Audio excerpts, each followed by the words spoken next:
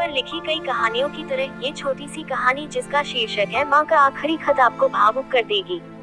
इस कहानी को पढ़ने के बाद आप अगर माँ से नाराज भी है तो ज्यादा देर तक नाराज नहीं रह पाएंगे। आइए पढ़ते हैं कहानी 3 पीरियड। रात के 12 बजे बज चुके थे। माँ कभी दरवाजे की तरफ देखती तो कभी एक नजर घड़ी की तरफ। माँ की आंखों में और चेहरे पर चिंता साफ नजर आ रही थी। थोड़ी ही देर में दरवाजे की घंटी बजी। माँ ने काफी तेजी से दरवाजा खोला और सामने बेटे विक्रम और बहू मान्यता को देखकर पूछा, इतनी देर क्यों हो गई? मैं कब से तुम्हारी राह देख रही थी। माँ, मैं अब छोटा नहीं हूँ, तुम मेरी चिंता मत किया करो। विक्रम घर के अंदर प्रवेश करते हुए बोला, बेटा कितना भी बड़ा हो जाए माँ के लिए छोटा ही रहता है। चलो छोड़ो, हाथ पैर धो लो, मैं तुम्हारे लिए खाना लगा देती हूँ। माँ ने दरवाजा बंद करते हुए कहा। माँ जी, हम बाहर से खाना खाकर आए हैं, आप खा लीजिए, हम सोने जा रहे हैं, बहू मान्यता ने कहा। लेकिन मैंने तो तुम लोगों की पसंद की खीर बनाई है, आओ थोड़ी थोड़ी खा लो। माँ, तुझे एक बार में समझ में नहीं आता क्या? तेरी बहू ने कहा ना, हम बाहर से खाना खाकर आए हैं, क्यों परेशान करती है? जा तू खीर खा ले और सो जा और हमें भी से शांति से सोने दे।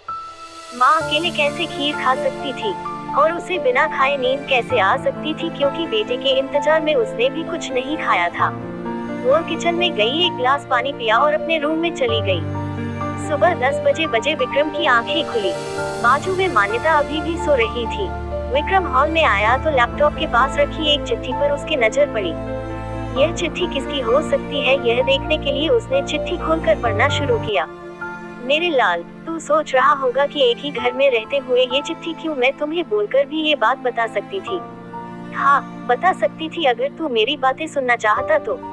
किसी एक्सप्रेस गाड़ी की तरह तू आता है और कुछ ही पलों में निकल जाता है। खैर वो सब जाने दो, कल तुम्हारा जन्मदिन था इसलिए मैंने खीर बनाई थी। सोचा कम से कम आज के दिन साथ में बैठकर खाना खाएंगे।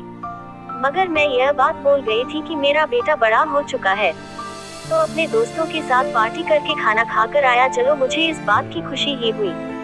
मेरी दवाइयाँ खत्म हो गई है, मैंने कुछ दिनों पहले तुझे दवाई की एक चिट्ठी दी थी। अगर वक्त मिले तो वह दवाई मुझे लाकर देना, मुझे थोड़ी राहत हो जाएगी। विक्रम को याद आया कि 4-5 दिन पहले माँ ने एक दवाई की चिट्ठी दी थी। उसने अपने ऑफिस के बैग में जाकर उस चिट्ठी को तलाशा और उसे खोलकर देखा। उसमें लिखा था, मुझे ऐसी दवाई लाकर दो जिससे मैं अपने बेटे को भुला सकूं। विक्रम को रियलाइज हुआ कि मुझसे बहुत बड़ी गलती हो गई है। उसकी आंखें नम हो गई। वह तुरंत अपने माँ के कमरे की तरफ दौड़ा। सबसे पहले उठ जाने वाली माँ आज क्यों नहीं उठी थी, देखकर उसे आश्चर्य हुआ।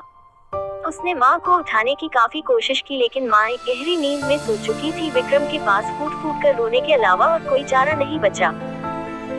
दोस्तों, यह कहने की जरूरत नहीं है कि माँ बाप जीवन में कितने मूल्यवान हैं। उनके रहते हुए ही उनकी सेवा करो, उनसे प्यार करो। वो चले जाएंगे तो कुछ नहीं कर पाओगे। स्टोरी राइटर अघोरी।